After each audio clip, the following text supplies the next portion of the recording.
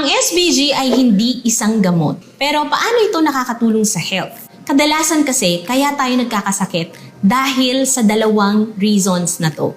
Number 1, kulang tayo sa nutrisyon. Number 2, dahil punong-puno tayo ng toxins sa ating katawan. So, ang ginagawa ng Salvia Barley Grass ay pinumpunan niya yung mga kakulangan na nutrisyon sa ating katawan. It is a nutritional powerhouse that contains vitamins, minerals, amino acids, and enzymes na tumutulong upang ma-repair ang mga damaged cells sa ating katawan. Unlike synthetic vitamins or synthetic minerals na mga isolated at ginawa lamang sa laboratorio, ang SBG ay tinatawag na superfood.